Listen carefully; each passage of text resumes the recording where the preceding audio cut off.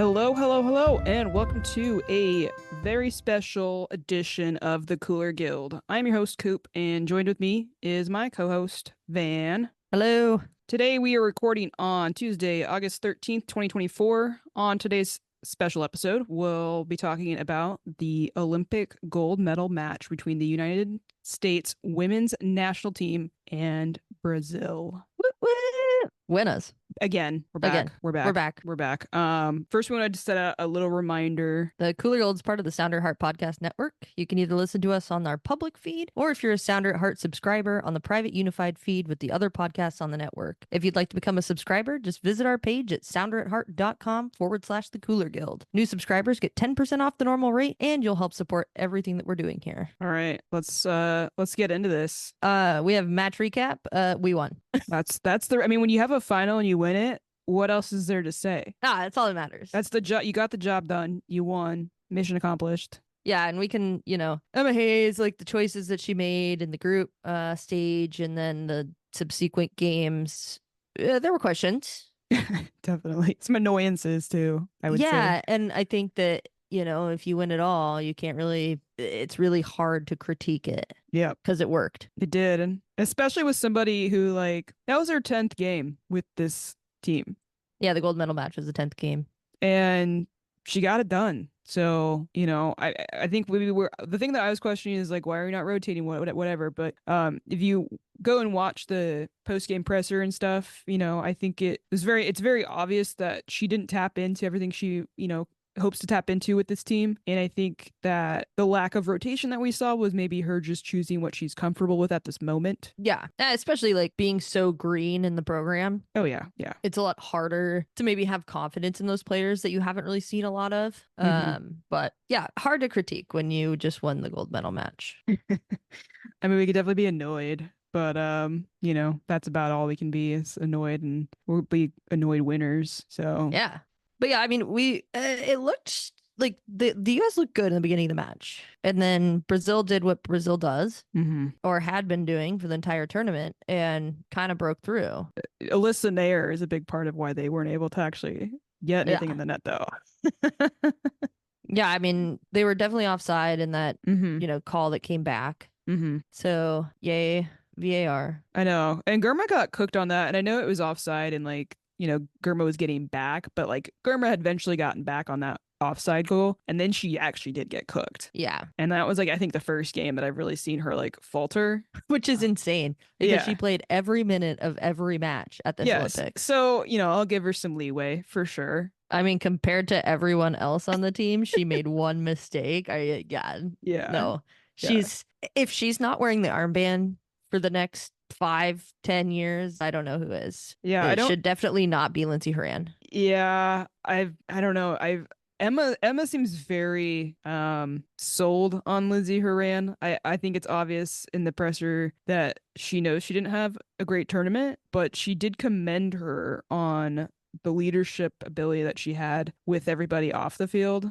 And I think maybe that's a thing. While we can sit here and critique everything she did on the field, maybe what she brought out of other players, we will never fully understand. And Emma Hayes was very, very, she wanted to give that praise to Horan. Yeah, I mean, you could see in that presser that Horan knew that they won kind of in spite of her, and not because of her. But those are things like you're talking about with the leadership that Hayes talked about. Those are things that you don't see from the outside fan perspective that really do affect teams. And so, I mean, that was the whole thing with, Megan Rapinoe and that whole squad, 2012 Olympics, all the World Cups. They were good players, but it was the things behind the scenes that really, like, drew everybody in, got everybody on board with the equal pay lawsuit, like that kind of stuff. Yeah. So, yeah, I mean, good for her.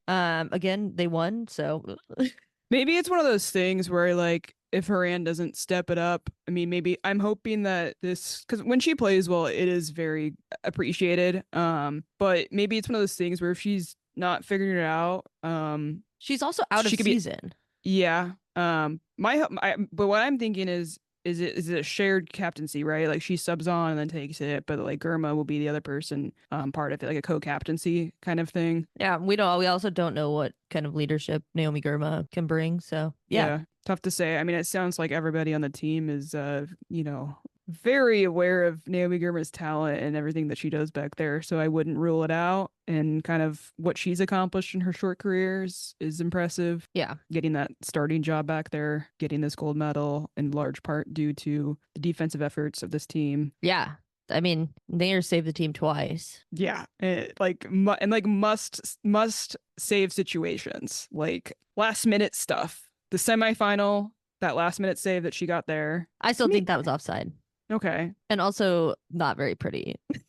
She did a star jump. Yeah, I would say sometimes Alyssa, she just does things in the messiest ways at times. Yeah.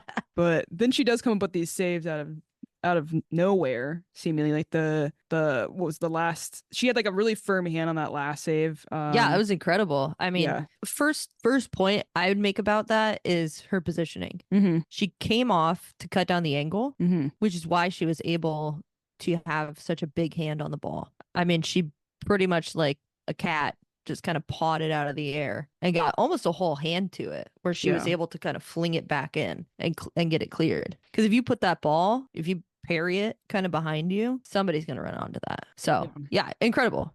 She was my player of the match. But Mal Swanson, I know, what a comeback. Incredible. I mean, a storybook ending, right? This is, you couldn't have written a better story about her, from how everything had ended for her, how the team looked without her, the moment she went down before the World Cup, and then she gets her chance back and she's just better than she's ever looked before. Yeah. Game changer for the team, gets everybody else around her looking better.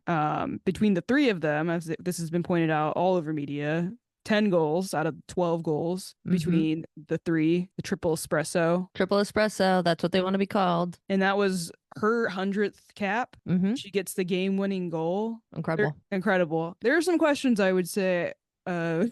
Was Sophia Smith in an offside position, and did she affect the play? Yeah, those calls are very scattered, I feel like. Sometimes they call them. And I do wonder, because Corbin Albert played the ball through, and it could have gone to Sophia Smith or Mal Swanson. And Sophia Smith, to her credit and to Swanson's credit, they recognized that she was offside.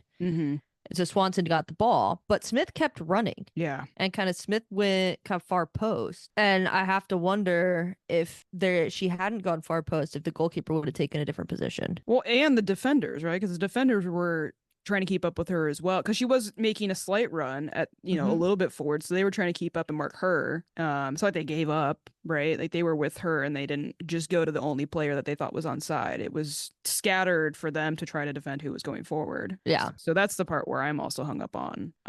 But what are these rules that we have for this kind of stuff? Never know. I think you can kind of just interpret it whatever way you're feeling in the moment for a lot of these refs. So yeah, and I think too, it was initially not called offside.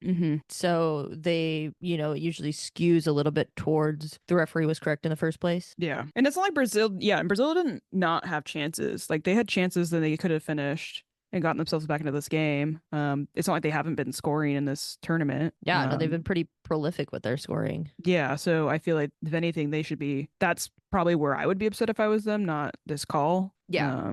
Your goal scorers weren't finding the back of the net. Well, they took Ludmila off. I don't know why they did that early in the second half. I don't know why they did that. I don't know. I don't know, something's wrong with her. Maybe she had something like a knock or something. But I mean, you got to find a reason to put Marta in. But yeah, obviously. Which, my feeling going into the game was all right, if we lose, that's gonna suck. But Marta gets a gold medal. I mean, I still was not on board with that. I'm greedy, and I really felt like this tournament, the US has looked so good and fun that I felt they deserved the gold. Not that Brazil didn't, but I do feel like this team the US team just looks so fucking good. Yeah, one thing I'm really thankful for is that we didn't go behind in this game or any game this tournament, but especially in this Brazil game, because their time wasting tactics are god awful.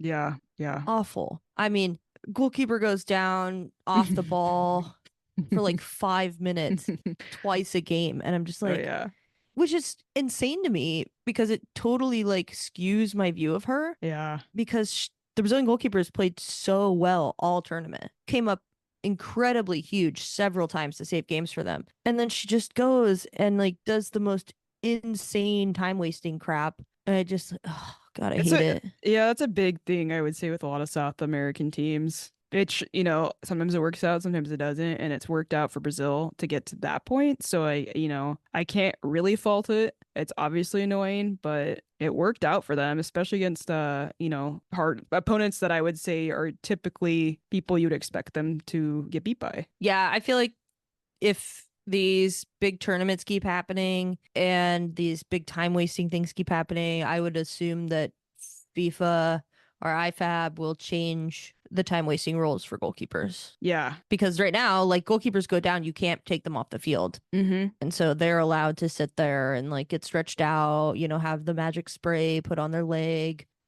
whatever it is, eat their gooey electrolytes. But yeah, that really, I'm glad we didn't go down because I didn't want to see that in the gold medal match. Yeah. Yeah.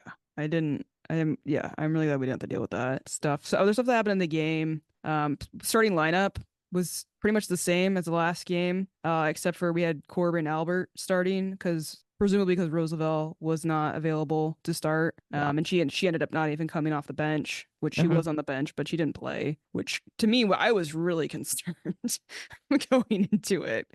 I was like, Lindsay Rand really does not play well all the times when Rose isn't on the field. Not that I think Rose has had I would say the last game wasn't good for her. No. So I wasn't like, oh, this is going to be really bad. But Corbin, I would say, as much as it pains me to say, she stepped up and she did it. She did well, played a part in the goal. Yeah. I can't I don't know. It's a lot of complicated feelings about it for sure. Yeah, surface level analysis with no backstory. She played great. She had a great game. The US doesn't win that game without her. That's all I'll say about that. Yeah. She does play there. That's kind of what I thought too, is maybe it's a benefit to have somebody who plays in Paris start in Paris. Mm-hmm. That's not this. I looked this up. It's not the stadium that their women's team usually plays at. No, it's their men's home stadium. So, but I think every now and then they'll play games there, right? Like every so often. I don't know if Corbin's had that opportunity. I think they play yet. like the Lyon game there. Okay. I don't know how many times she's played there herself, but you see your branding of the club you play for still, no matter what. Mm-hmm. It's all around you. I'm sure that played into the decision as well. I also don't know who on the, if you don't have Rose, who are you choosing from the midfield at this point? No one. Yeah. I mean, Croy Bethune, but it doesn't seem like Hayes has a lot of confidence in her. I mean, no. The midfield was Corbin Albert's contributions, other than the assist, were mostly defensive. And otherwise, our midfield three, I don't know where the hell they were, like the entire first half of the game. Yeah, you had a funny tweet about Bernie Sanders. What was it? I was sitting there watching the game, and I was like, "Where is our midfield?" And I was like, it just popped into my head. I'm once again asking, "Where is our midfield?" Where's our midfield? So I made a Bernie meme about it, put it on Twitter, my most liked tweet of all time. It was a good tweet. Yeah, so I want to sit here and critique the midfield, but we won. So, but I do think that's going to be an issue in a tournament that's not so quick, right? Or where there's more depth, because we don't have that. No, we're really missing that six, and I think you have to find a way to get Sonnet into the six. Mm-hmm. Subbing her in the back line, it works until it doesn't. It's not her best position. No, it's not. And you shouldn't have players not in their best positions on the field. I will say, on that note, I would like to apologize to Crystal Dunn. I was waiting for this. I left her off my roster when I was choosing my desired Olympics roster. And okay, I have to say though, but that's mostly because they wanted to put her up top. Mm-hmm. There's no room for that with triple espresso. No. And she had a great game in the back line. She had a great tournament. Yeah. Yeah. And that's one of those things where like people want to see her up top, but there's no place for her in this lineup up top. We saw what we saw, and there's really no place for her up there. Yeah, and I think too, she had a tournament kind of reminiscent to 2 World Cups ago. Yeah. Where she just ate everybody up on that side. Yeah. And she was really good at creating opportunities up top, getting like really diving into that left wing back position and flying up creating opportunities. So apologies to you, Crystal Dunn. But to be fair, she had a terrible World Cup before this. Yeah, she did. She had a terrible World Cup. But between her and Emily Fox, absolute just dominance on the outside, the back line. Emily Fox had an incredible tournament too. Yeah, I didn't know what to expect from her. I think we she went to Arsenal, right? And so I feel like we haven't been able to follow her as easily, at least stateside. And if you're not an Arsenal fan, checking in every week, whatever. But I feel like when maybe we've seen her in the last like year or so, it's been like, I don't know if the Arsenal move has been the right move or not. It was. This is working out. This is working out great. This is working out great for us. My favorite moment of hers in the final was when she absolutely bodied that Brazilian player and then just like took the ball around her. Yeah, she has moves that I didn't know she had in her. Yeah, and she's a smart player. Her positioning is always, she's always thinking ahead. Yeah. So backline, no notes. Do we want to shout out Sam Coffey as well? Why? I mean, she held it down on that position, I would say, for the most part. You're not into it? You're not into it? No. Okay, great. How many contributions do you think she had? Listen, I just wanted to throw it out there because we're Rain fans, right? Do we want to find a moment to like call the weak point? Because I've been giving shit to Noah about Sam Coffey because he's a fellow Penn State alumni. Noah over at Lobbing Scorchers. She had a really bad game, like what, like 2 games ago. Yeah. And I told him, I was like, yeah, no thanks to her. He's like, she used to ball out at Penn State, and I was just not like, my Nittany Lion. I don't even know what that reference means. It's their mascot. Listen, you're talking to somebody who did not go into that world. All right. Yeah. I had a player on my W League team that played for Penn State, so. Okay. I mean, the people seem so like sold on her. I don't know if I'm missing something. I feel like she was solid. I will say, like, I don't think she had any major issues. Yeah, I mean, nothing causational for sure, but there's gotta be players that can contribute more than that. Well, the issue was, I remember the issue. She got like a fucking yellow card early on in the game, and then Emma Hayes just kept her on. She didn't get a yellow card, whatever. And then the next game she comes on, and she gets another card, and that put her out the next game. That's where I'm stuck. Like, do we blame Emma Hayes or do we blame Coffey? Because it seems Coffey is like well prepared to play on a yellow, right? And she can go the rest of the game without getting one. So why are you getting one? The game that can put you out the next game. And then the other thing, if you get a player out because of yellow card accumulation, you don't get to bring in like one of the players off of the reserves, right? Or the alternates or whatever they're called. You're just down a fucking player. So then you're losing the little depth that you already have. I'm saying this, we already won, so I guess it doesn't fucking matter. That was like my one qualm with her, that like was like I didn't see anybody else kind of make something like that big of an error. And was that on Emma Hayes or was it on Sam Coffey? I don't know. Maybe it's both. Yeah, could be both. It's just not a smart decision to leave a player on a yellow when your cards don't reset. A lot of faith put in her by Emma Hayes though. So yeah, I mean, it worked. We can bitch about it all we want, but it worked. I didn't think we were going into this. I didn't think we would lose the game. I felt good about it. It was a little concerning because our ability to finish chances wasn't as good as the first Germany game. Yeah, but that's also a group stage match, different stakes. Yeah, but since that game, we hadn't really been able to put away but I still think if it's a group stage versus a one-time knockout, you're gonna see different defensive looks from teams. So true. I just think it's gonna be more difficult to break through. But yeah, you would think. I mean, our front three are so threatening that I did think we would get a little bit more. Yeah, and there were opportunities. They just got unlucky at times. Yeah. You want to take a little break before we get into the rest of it? Yeah, let's take a little break. Get a word from our sponsor. We'll be right back.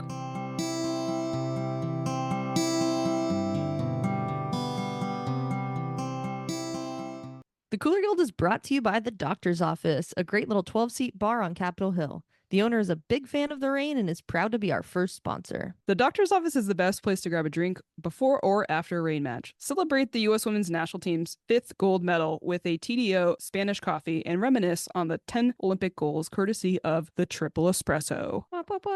Check out their Instagram at TDO Seattle, or better yet, go drink there in person. Cheers! Cheers! Blake!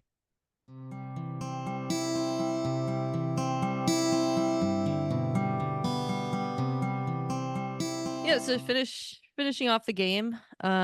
We usually go into negatives, and it's just like I did try to touch on Sam Coffey, but again, it doesn't matter. We won, so who cares? Yeah, I mean, I think you can touch on it as far as like the future of the program. Sure. And going into, the next phase of this team, because we knew it was going to be a pretty quick turnaround after, Chelsea's season was over, and so Emma Hayes comes in. They've been under Twyla Kilgore and been kind of fine, not great, but fine. And then Hayes coming in and testing some things out. Yeah. So there was, and it was, I think, one of the things that I questioned before the start of the tournament was because we played a game. Who are we playing? Mexico or something? We tied? We beat Mexico, but we tied Costa Rica. Oh, tied Costa Rica. Okay, yeah. And we only won 1-0 against Mexico. Yeah, so that tie was kind of odd.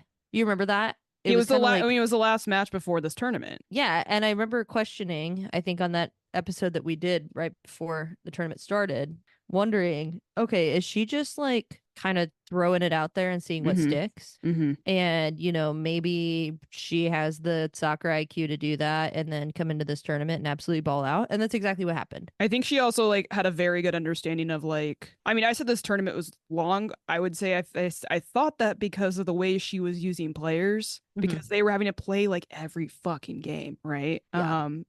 But it seems to me that she kind of had the understanding this is a quick tournament. If I can just get these players, get in their rhythm game after game after game, we can figure it out and maybe just come up with it. We'll come up with the gold medal. And they did. For me, but going into this, my thoughts were I just want them to have fun with it, because if they have fun with it, I could see them finding a way to win it, because they're in a whole new environment with training and everything. And they have a new coach.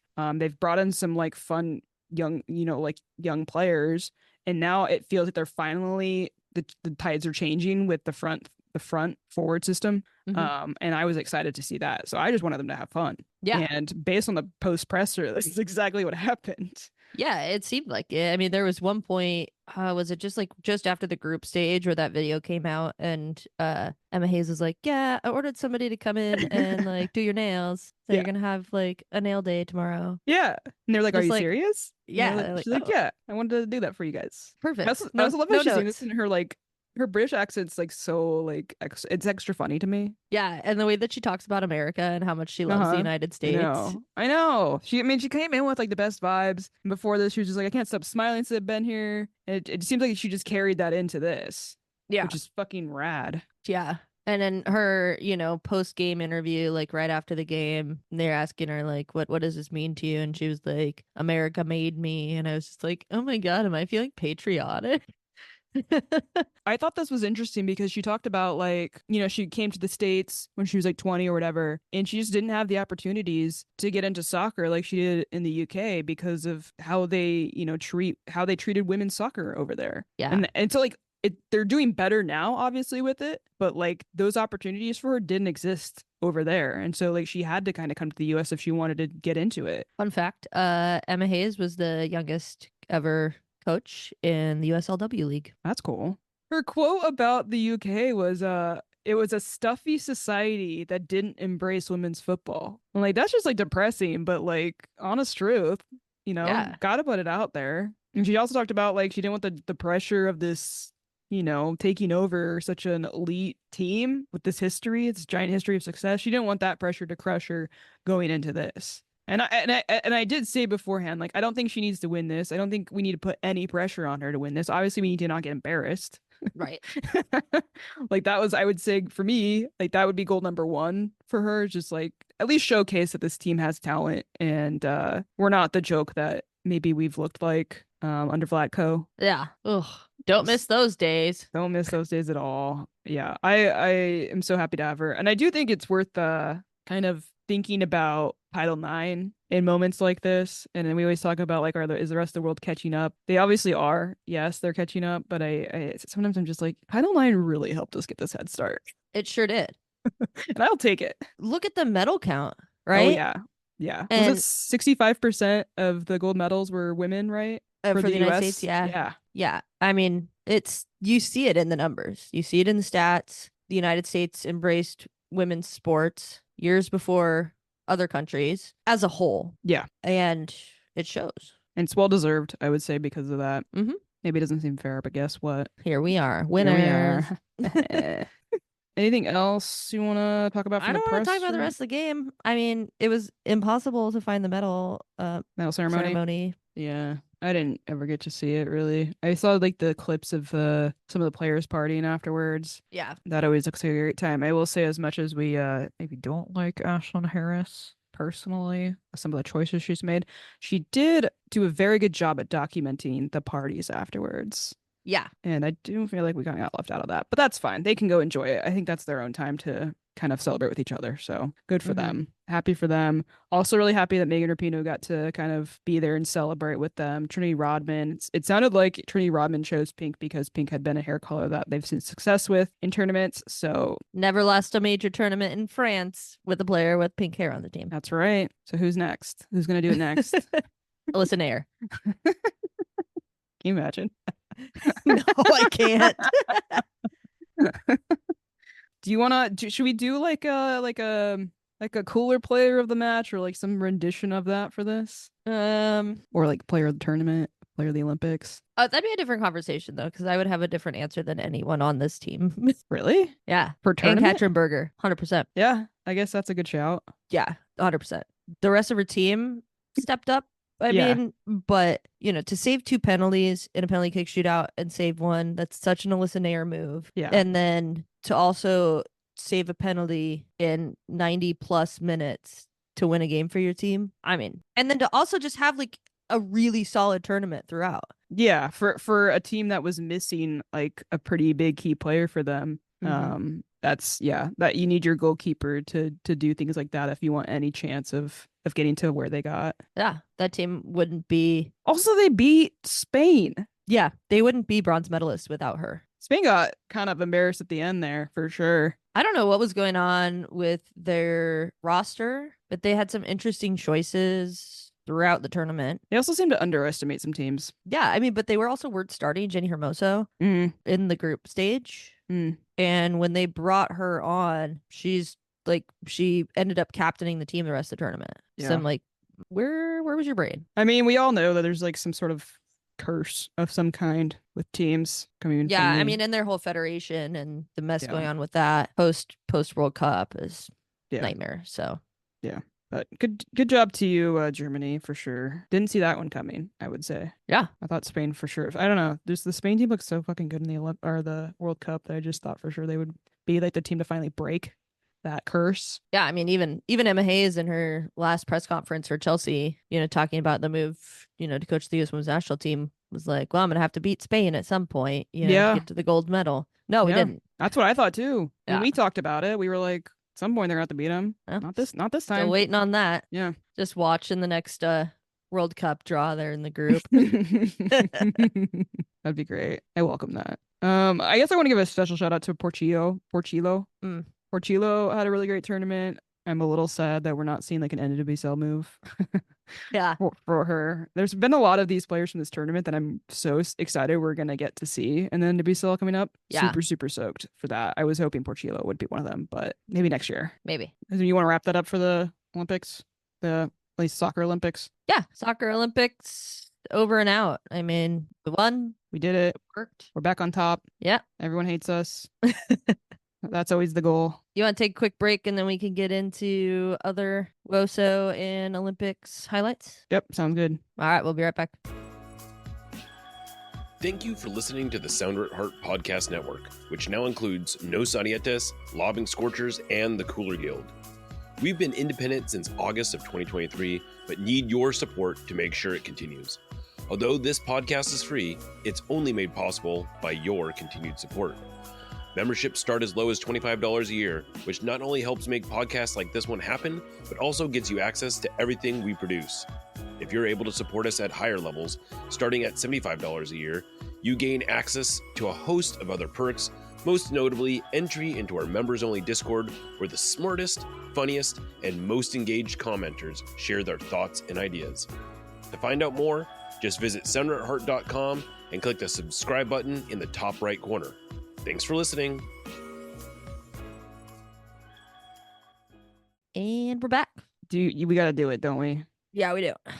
Corbin Albert. So just a little backstory if you're unfamiliar with the controversy surrounding Corbin Albert.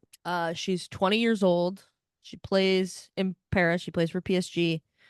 And she, before the tournament, it came out, some, online sleuth found that she had liked, reposted, shared really insensitive tweets, TikToks, and the such regarding like people using pronouns, which is just part of the English language, people, transphobic things. And the one that really hit me was wishing that Pino got injured in her last game.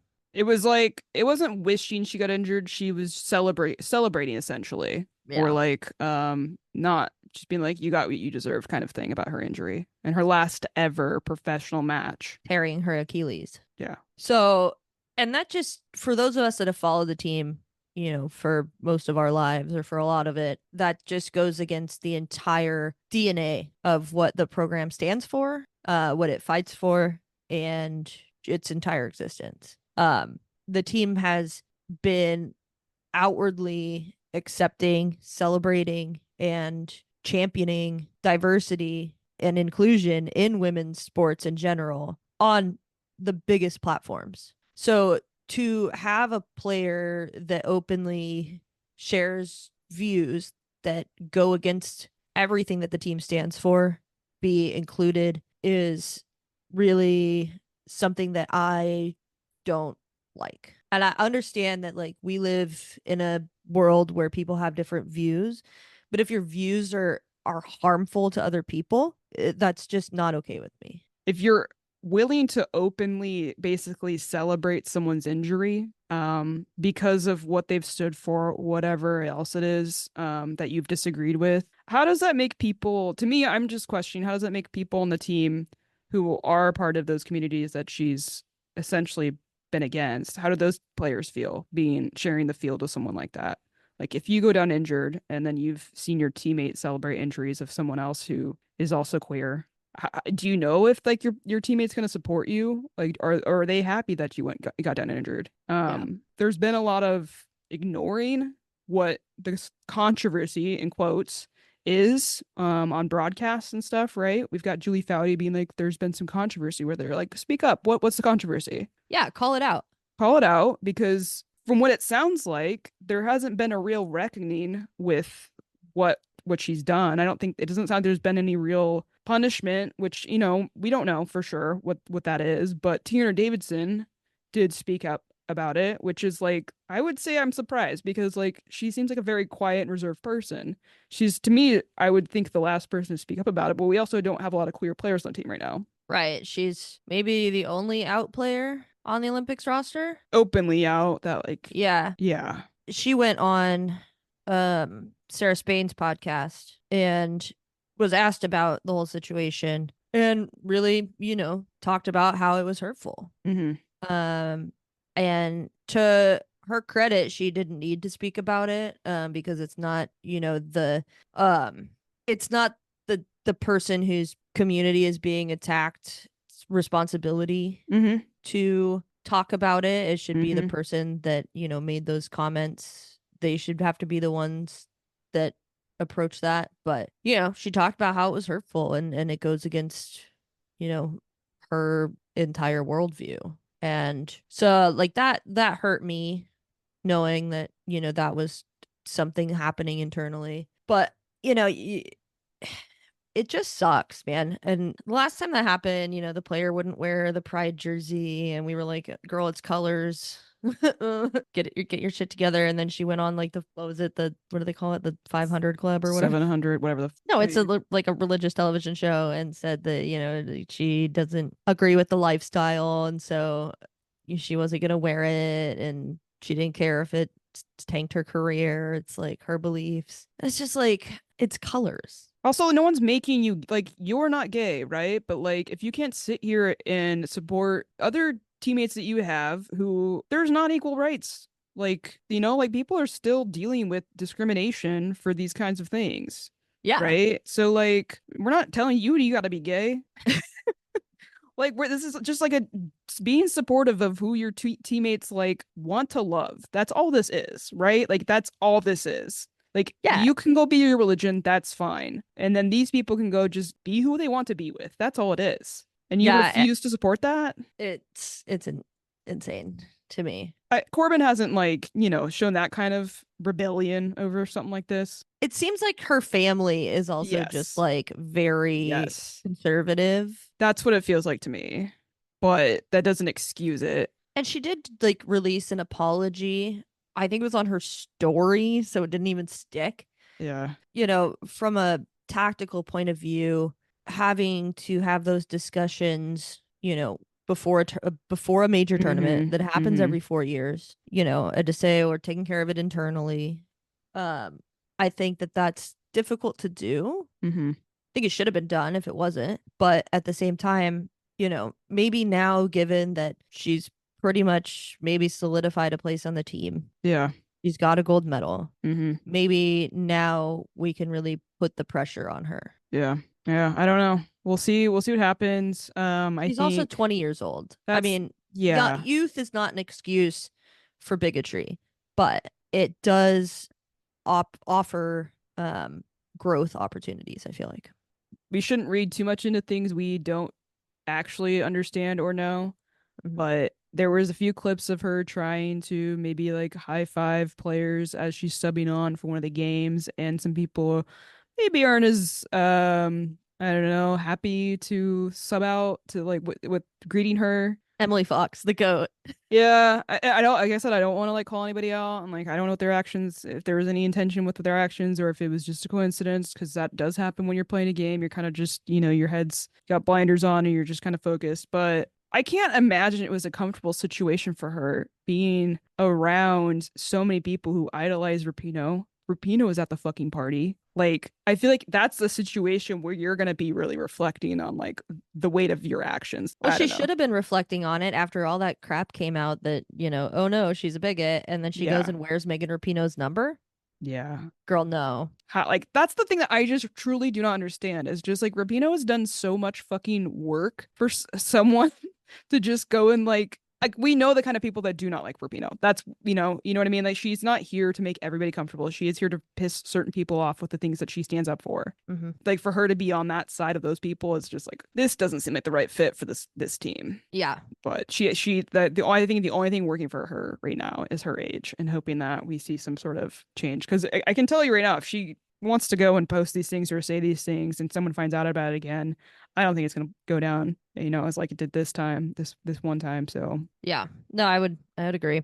The other thing I want to say about that is I'm getting a little annoyed and I don't think it's the queer community's responsibility to sit here and, police this, or we're really the only ones who are to talk about it. But I think it's really not cool for hetero cis people to say, like, I don't think it was that big of a deal what she did, and we can move on from it. Yeah, I just kind of glaze over it. I don't think people should be chiming in and saying those kinds of things. I don't think that's your place. No, especially when you're not the affected community.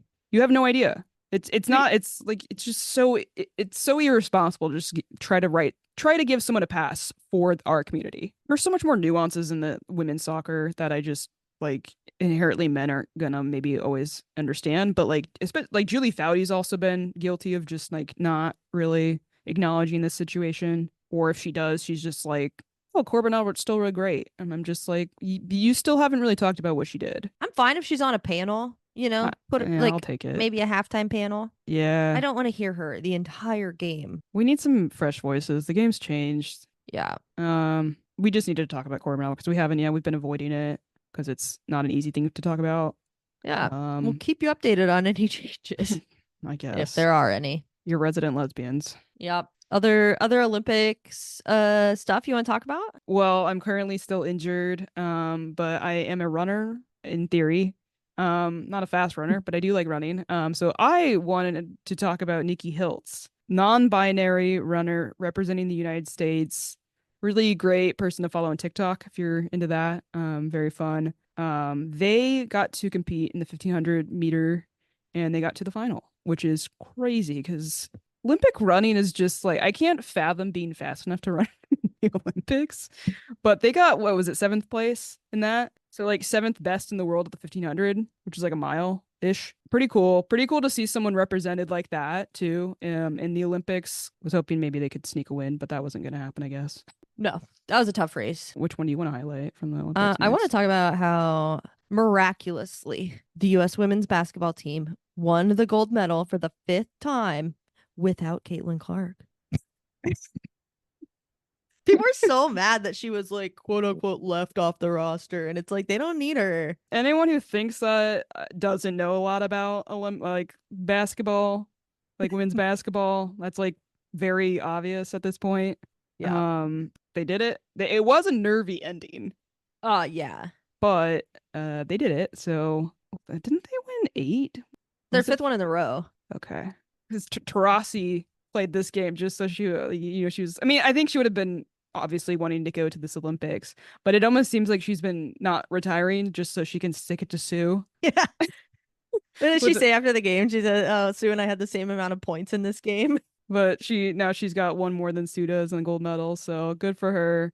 I love watching Taurasi play. I know. Jewel Lloyd. I really enjoyed her mom's photos that she posted on Twitter throughout the tournament. Oh, I miss those. I follow her mom. I think you've sent me stuff about her mom like before. Yeah, Gwendolyn Lloyd. Oh, okay. Congratulations once again. We are the best country at women's sports. Shout out Olympics gold medal American women. Sha'Carri. I love her. I love everything. I love everything about her. I know. Sha'Carri's great. Shout out Katie Ledecky. Oh, shout out that one cyclist. Oh yeah, that was a random one.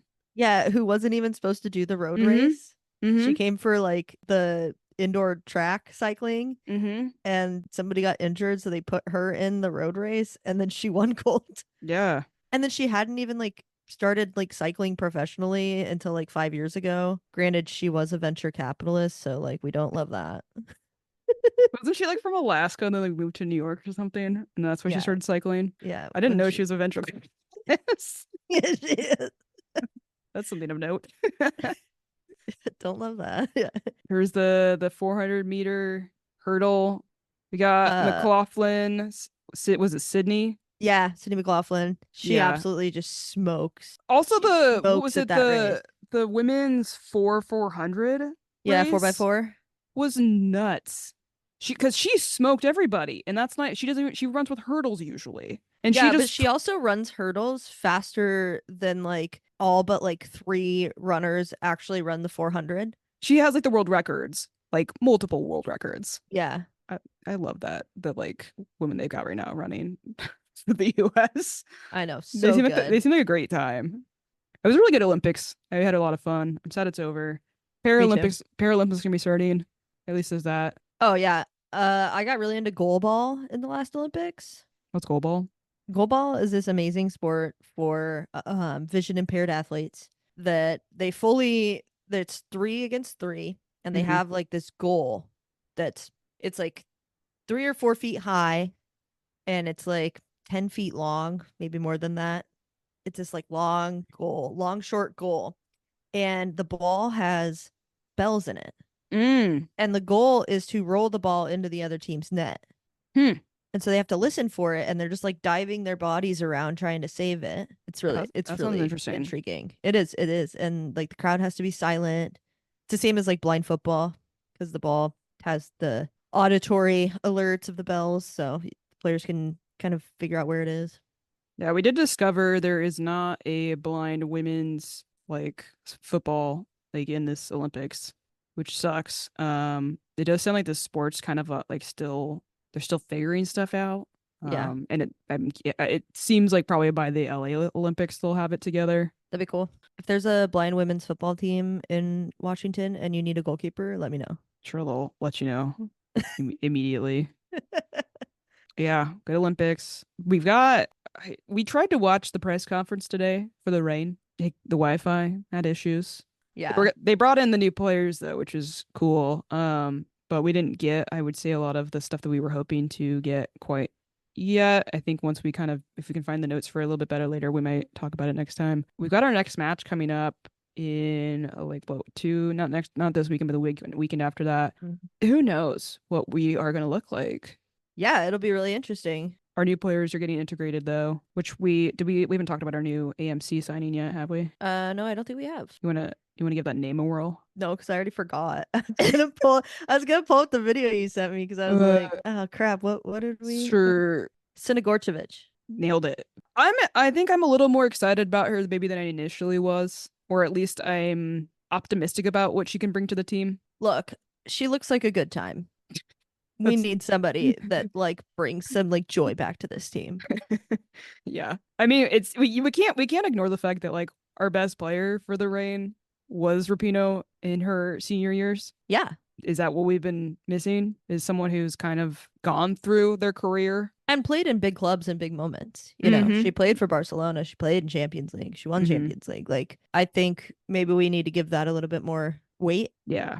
Than initially, you know, signing an older player. It's like, oh man, you know, but could be what we're missing. We'll remain optimistic, I guess. God damn it. What?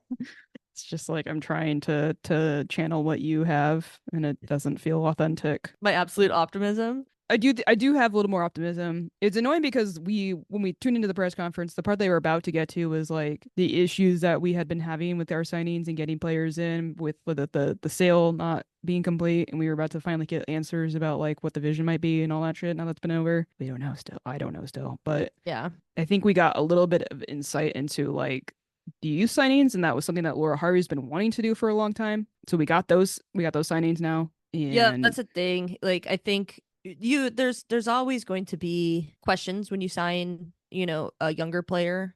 I'm not talking youth, I'm talking younger, like, right, you get a 23-year-old in there or something, you know, supposed to be in the prime of their career, and then they come in and they don't really perform, and you're like, oh crap, like, did we just waste that? Yeah. Whereas, you know, you get a 33-year-old, you pretty much know what you're getting. Yeah, we'll have to give them some slack, I think, but they also know how bad we are right now in the standings. So yeah, we have like several weeks. We've had several weeks to try to figure some things out and maybe get some chemistry building. So we'll find out that a little bit. Unfortunately, we're playing the Carolina Courage, which is never a good opponent for us. No, never. Absolutely never. Like pretty much never. Rapinoe will be in the house, so maybe that'll be a little bit of a boost for us. Sunday, August 25th. Well, and the crowd will be big. They opened up some on the other side, right? Now? Yep. So we got more seats opening up. You and I will be there. Party. Yeah. So I think once they find out we're there, they'll win. I'm sure of it. I know the pressures, you know, always gets amped up when your two favorite podcast hosts of the only weekly podcast of your team is they are in attendance. So yep. So buy your tickets for that. We've got like a special link with Sounder at Heart has a special link for Reign tickets, and it helps you kind of avoid the Ticketmaster fees. Everyone loves that. Yeah. And then you also like help fund Sounder at Heart because Sounder at Heart gets like a certain percentage of that ticket sale as well. I'll like pin a post with the link for that in our Twitter. And then if you just want to Sounder at Heart to find it, it's sounderatheart.com, and then go to the shop page and there'll be a link in there for the Reign tickets and all that stuff. So that's how I bought my tickets. Super easy to do. You can kind of like filter out stuff on there to find the sections you want to go to. But tickets are definitely starting to they're kind of flying out. They're flying. So it's like your one time to really see like the last big celebration for Rapinoe, I would say, related to Reign specifically.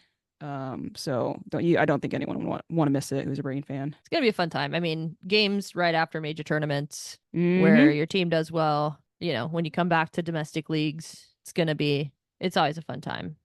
We might look into doing like a mailbag situation. We still gotta get details figured out for that. We might try to see if there's anyone from the Ride of the Valkyries that we might want to bring on to kind of help with some of that stuff. Trying to get people more involved with everything, kind of, I don't know, talk about things people want to talk about and hear about. Yeah, make sure you follow us on Twitter and Instagram at Cooler Guild Pod.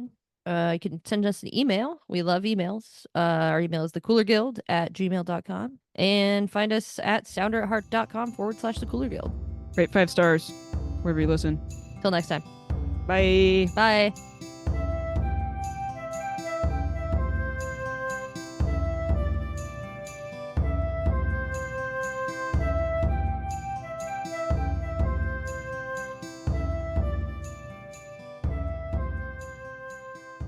I didn't know which number was correct. Is your dentist named Dr. Crentist? No.